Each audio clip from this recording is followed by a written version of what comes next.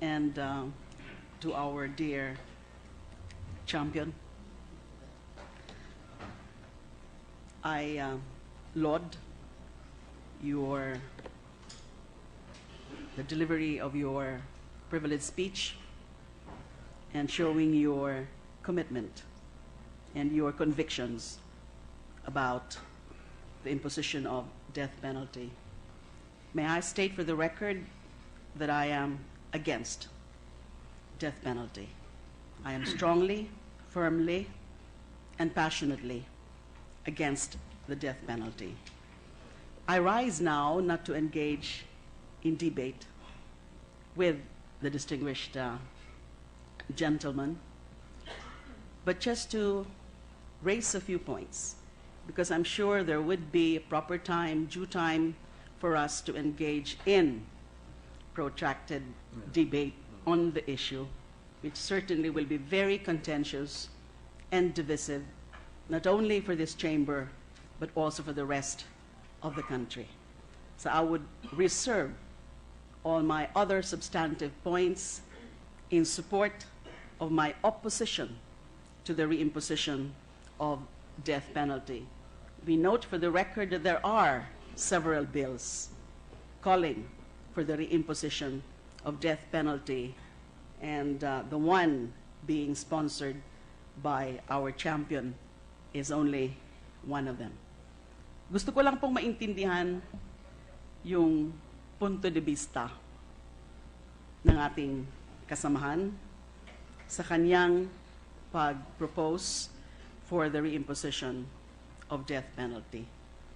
Ano po ba ang pinakadahilan ng pagpapanukala niyo na ibalik ang death penalty?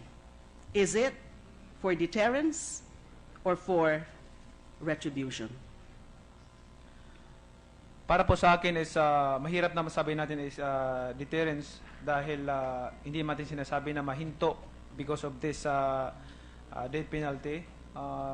At least mabawasan yung mga karumal-dumal na krimen na hindi natin gusto at ito ay nakakatulong, no? Nakakatulong sa paglutas ng problema dito sa ating bansa, which is yan ang pangunahin na problema. So wala po sa inyo yung tinatawag na retribution? Retribution na sinasabi ng Bible is a punishment of the wrong doing you have done. So yun po ba ang punto nyo na para parusahan? Ang Bible po nagsasabi is kung basis on you opposing because you basing on of your religious belief, then the Bible says is it's a punishment of the sin that you committed against God and against our government. Kasi sinasabi po ng ating champion na not necessarily for deterrence, for minimization or to minimize the reduction of crime, especially the heinous crimes.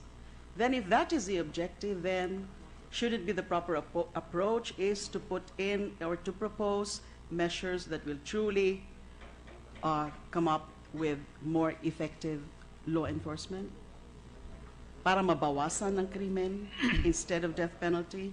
Hindi po yan. Alam niyo po, even in the Bible, death penalty is allowed, no? Allowed in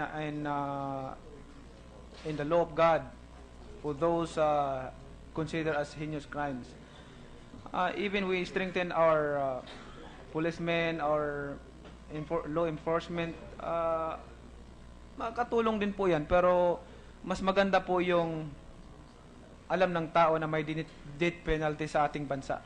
At mabawasan at yung gagawa pa lang ng masama, alam nila na kamatayan ang kaparusahan, maaaring mapigilan o mabawasan yung mga kriminalidad dito sa ating bansa. Nakakita na ho ba ang ating kasamahan, nakakita na ho ba ng study showing that indeed death penalty is a deterrence?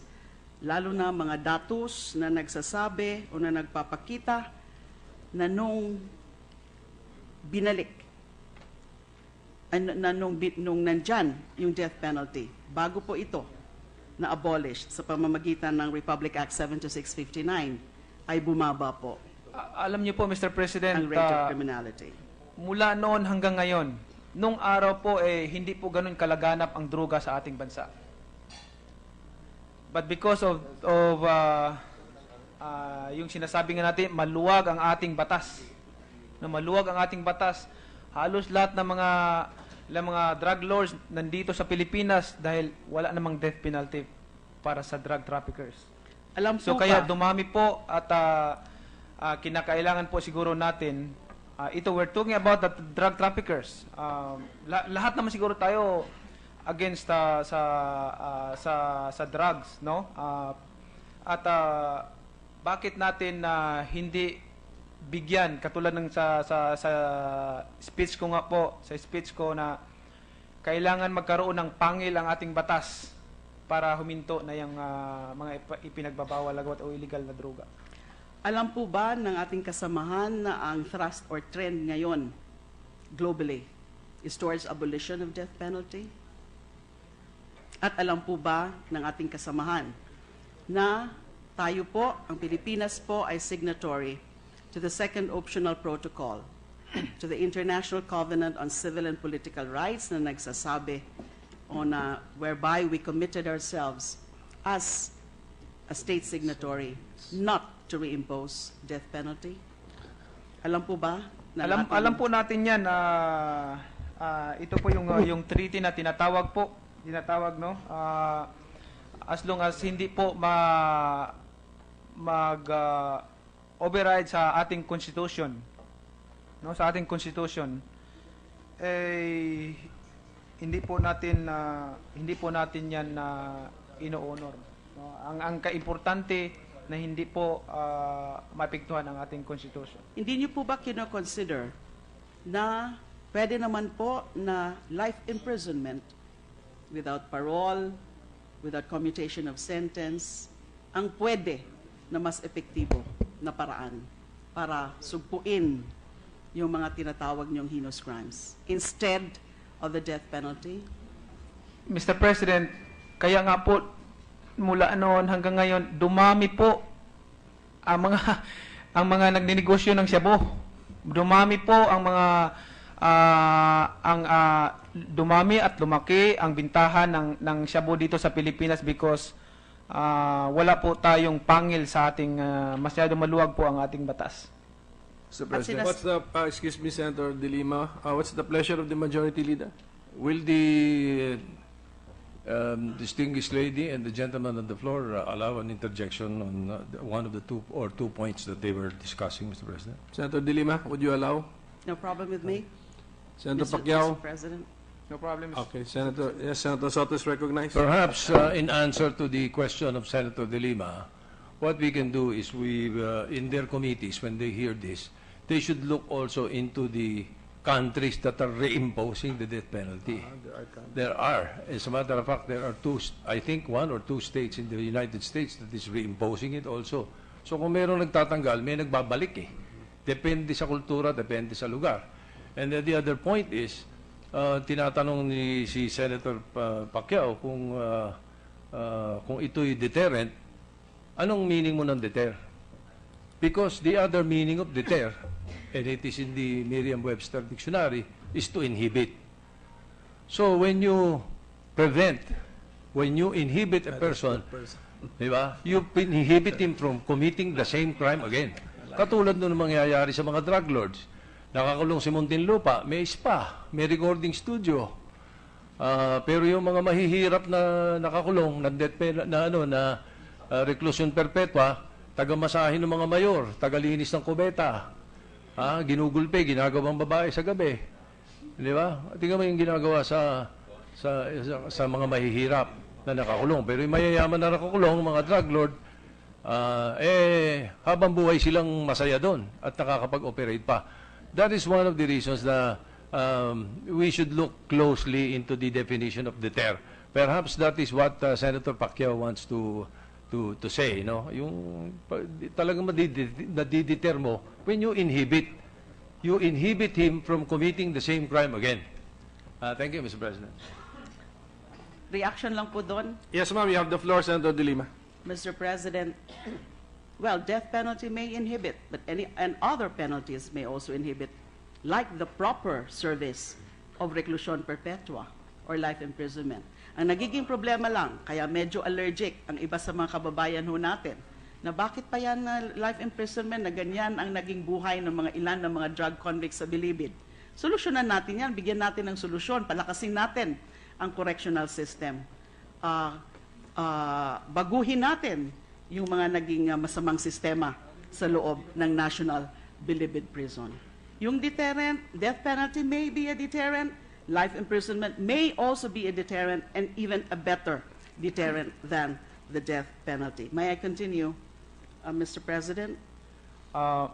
Mr. President, I would like to clarify that I want to know what's the basis of by opposing this death penalty. Is it according to the religious belief or according to the Constitution? Just yan po ang gusto kong linawin dito sa Senado at sa buong sambayan ng Pilipino, na ano bang basis natin? Doon tayo because doon yung grupo natin? O ang basis natin is dahil sa ating sarili o sa ating puso? Kasi kung magtutol tayo sa death penalty, are we are greater than God? Even God allowing the death penalty for those who do wrongdoers and those who against the authorities. Can you imagine that, Mr. President? Opposing and God allowing the death penalty in every nation, in every country. And we are opposing the death penalty. Are we greater than God? And that's my question, Mr. President. Mr. President, I'd like to take it as a rhetorical question because I'm the one doing the interpellation here. So is the gentleman asking me? And especially if it's in a biblical matter. Mr. President, I do just not want to wish clarify to- because a lot of people are, there's so many like some of our colleagues that hindi pa po sila nakapag-decide dahil may mga question pa silang dapat itanong. But ito yung mga question siguro na dapat nilang malaman at ang sagot na dapat nilang malaman. So that is just being noted, I suppose, Mr. President. No, ma'am, let's not be too technical about this. During interpellation, a question can be answered by a question, another question. This is just our way of exchanging ideas anyway. So go ahead, ma'am. Senator De Lima has the floor for purposes of interpellation. So go ahead, ma'am. May I continue Yes, ma'am. with my interpellation? Thank you. Let us go back to our justice system. The point has been raised already earlier by our colleague, Senator Joel Villanueva. I suppose the good gentleman I'm agree. sorry, Mr. President, but I want to know to know the answer of my question before he continue asking question to me.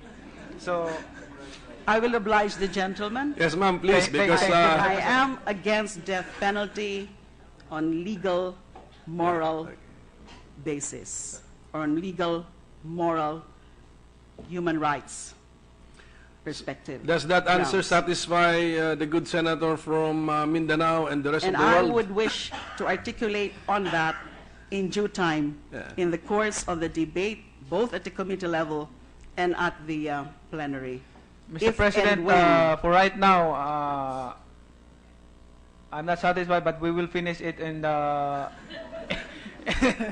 in the committee meeting, Mr. President. Thank you. Can she continue with her interpellation of you, Thank you. Senator Pacquiao? It's my pleasure, Mr. Okay, President. ma'am, go ahead, ma'am. Thank you, Mr. President. Let's go back to the point already raised by Senator Joel Villanueva about our legal system. I suppose the gentleman agrees that we do not have a perfect legal and judicial system. And yun ho bang mga mahihirap na mga akusado, paano ho sila mapoprotektahan from false accusations by good lawyers kung mismo hindi nila kaya mag-hire ng kanilang mga abogado? And studies show na yung mga unahong mga napatawan ng death penalty ay karamihan po sa kanila mga mahihirap na mga akusado. And hindi ho ba dapat unahin muna natin to fix our criminal justice system? Dahil mahirap na nga po na magkamali tayo, dahil nga po imperfect ang ating justice and legal system. So bakit po natin ipupush ang death penalty na nandyan palagi ang posibilidad na ang inosente ay pwede na mapatawan ng death penalty? Kasama po yan sa ipaglalaban natin na palakasin, suportahan ang ating judicial system. Lahat po ay kasali po yan sa ipupost natin at pakiusapan natin, no? Ang lahat na kung pwede lang dublihin natin yung budget ng Supreme Court, no? Ng judiciary natin para maayos. Pero nang sa gayon po ay hindi po natin kailangan maghintay, no, ng panahon para maipasa itong death penalty. Ano pong dahilan, no? Hintayin pa po ba natin na mas marami pang mga pamilya, mga kabataan na malulong sa droga? Marami pa bang mga pamilya ang mawasak dahil dito sa pinagbabawal na gamot? Hintayin pa po ba natin yun? Ang pwede po sana unahin muna natin ang pagsasaayos ng ating legal and judicial system bago po ang pagpapataw ng parusang kamatayan para sigurado po tayo na hindi po tayo magkakamali. At bakit po tayo mamadali? Na kung kahit ho, halimbawa lang po, ay makumbinsi ho natin ang majority na ipasa ang death penalty, hindi naman po kaagad-agad yan. Dahil siyempre, dadaan muna sa proseso. We are looking at the possible execution or implementation of the death sentence only after several years. Bakit dito na muna po tayo? Kailangan po, dito na muna po tayo mag-focus sa paglinis at pagpapalakas ng legal and justice system natin. That's just a... Mr. President, kaya po matagal po umusad yung government natin dahil puro po tayo, dito lang muna tayo, unahin po natin. Bakit po hindi natin kaagad aksyonan ang dapat aksyonan nang sa gayon matapos po natin ang lahat. Kaya po maraming nakabinbin ng mga bills o batas na dapat maipasa at maimplementa sa ating bansa na makatulong, no, para sa makabawas sa pagsugpo ng mga kriminalidad na katulad ng mga karumal-dumal na mga pangyayari, Mr. President. So, sabi ko nga, kailangan isipin natin mabuti anong basis natin to oppose the death penalty for drug traffickers. Next point, Mr. President. Dito po sa panukala niyo, nagko-concentrate po kayo sa drug-related offenses, kung saan gusto niyo po ipa-reimpose yung death penalty. Bakit hindi naman po kaya plunder? Hindi po natin pwedeng isipin yon. Hindi niyo po naisip na pwede rin ho natin ipataw ang death penalty sa plunder? Yan nga po, Mr. President, hindi po tayo makausad, no? Hindi po tayo makausad kung lahat ay unahin natin. So, paisa-isa, ipasa mo po muna natin tong about sa drug, and then after that, we're going to talk about that. Hindi naman po yan issue na napag-usapan yung mga bagay na yan. But these drug traffickers going around na nabibiktima ng mga mahihirap na tao, lahat po ay parami ng parami kung pabayaan po natin yan. So, I think, unahin po muna natin siguro ito. Pakilinaw din po sa amin based on your bill. Ano po ba mismo mga aspeto ng drug-related offenses na ang inyong proposal ay dapat death penalty?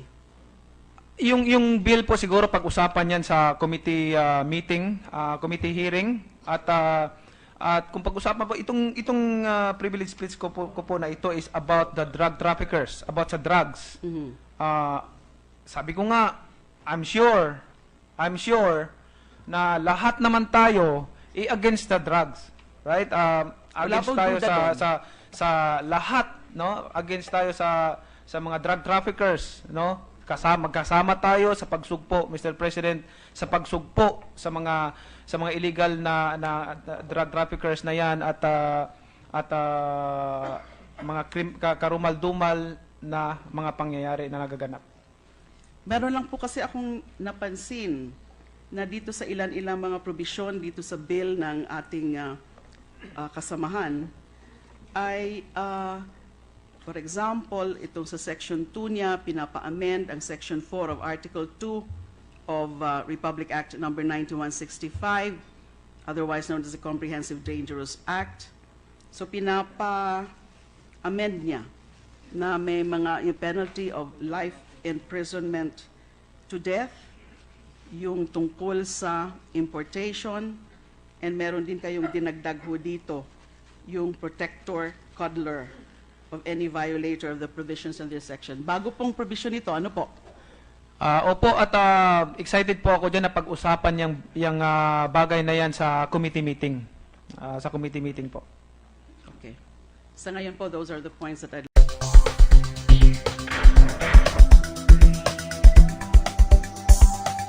Yeah.